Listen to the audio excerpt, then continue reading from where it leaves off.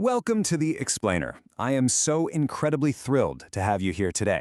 If you've ever found yourself wondering how massive tech platforms, we're talking your YouTubes, your Twitters, your Amazons, how they manage to stay lightning fast even when literally millions of people are clicking and watching and buying all at the exact same time, well, you are absolutely in the right place.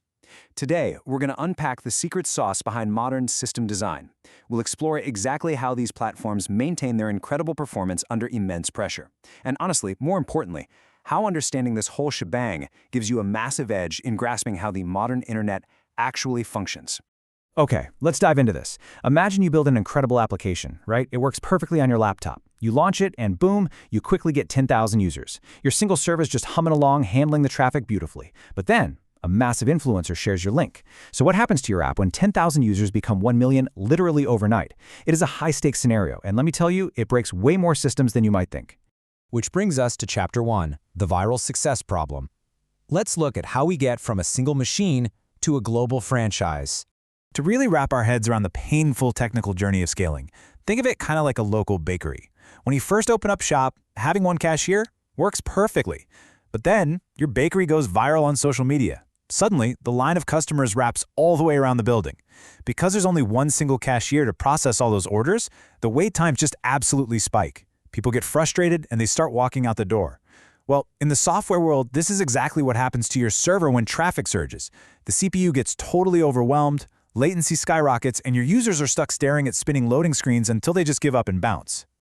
Moving on to Chapter 2, the vertical scaling trap. This is the intuitive, but honestly pretty flawed first solution most folks try.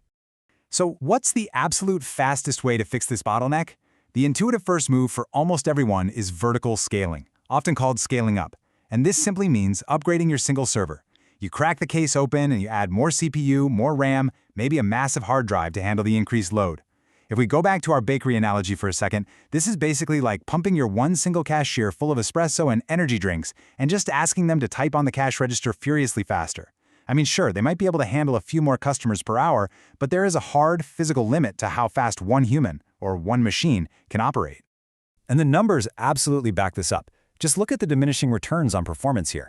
When you upgrade from one CPU core to two, yeah, you might get close to double the performance.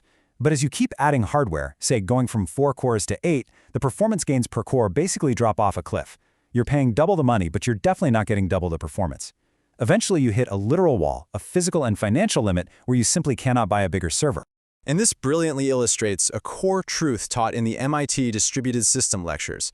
As a professor noted, you can buy computers with just money. Paying programmers to restructure software is expensive. It perfectly captures the pragmatic business reality, right? Startups initially love vertical scaling because they can just throw cash at a better server without having to rewrite any of their code. But ultimately, you just can't buy your way out of the problem forever. Plus, beyond the crazy costs, there is a terrifying risk to vertical scaling. It creates a massive single point of failure. If you put all your eggs into one giant, expensive super server basket, what happens if the motherboard fries? Or, honestly, what if someone in the data center just accidentally trips over the power cord? Your entire application and all of your 1 million users go completely offline. It is a massive, massive liability. Which leads us to Chapter 3, Scaling Out, also known as horizontal scaling. This is the real hero of our story today. Let's put these two philosophies side by side to really cement this. Where vertical scaling is buying one massive, super expensive computer, horizontal scaling takes a totally different approach. It's the act of connecting an army of smaller, cheap commodity servers together to share the load. So when you need more power, you don't upgrade a machine, you just plug another totally normal standard machine into the network.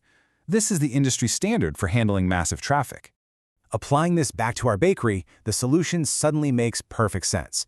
Instead of trying to, genetically engineer one cashier to work at the speed of light, you just open up 3, 10, or maybe 100 more checkout counters. By adding more workers, you effortlessly distribute that massive crowd.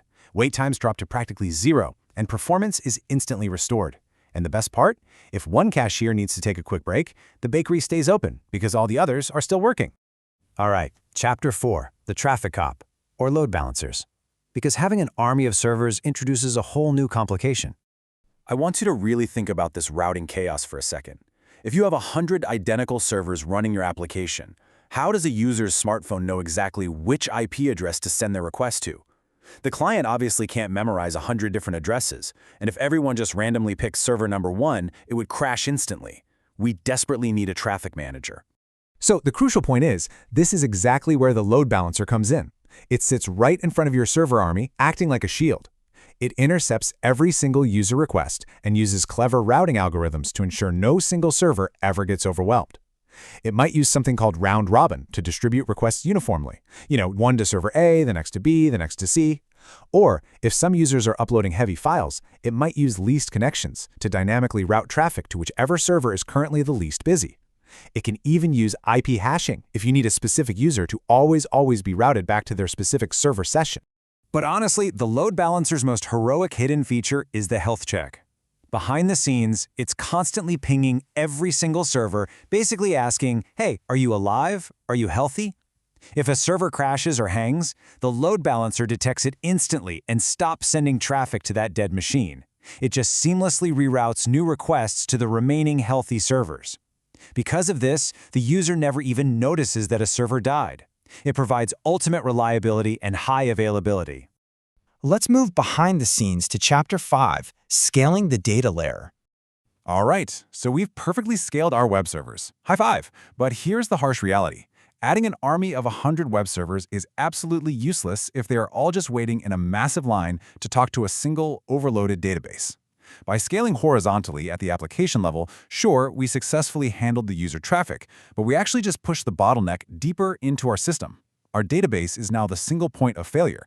We need a new strategy. Now, what's really interesting about this slide is the secret to solving this lies in one vital percentage, 95%. In almost all web applications, roughly 95% of database traffic is just reading data, not writing it. Think about a social media feed, right? Millions of people will read a viral post, but only one single person actually wrote it. If we can optimize for reading, we solve the vast majority of our database bottleneck. We achieved this perfectly through a process called database replication. We basically split the workload based on that 95% rule.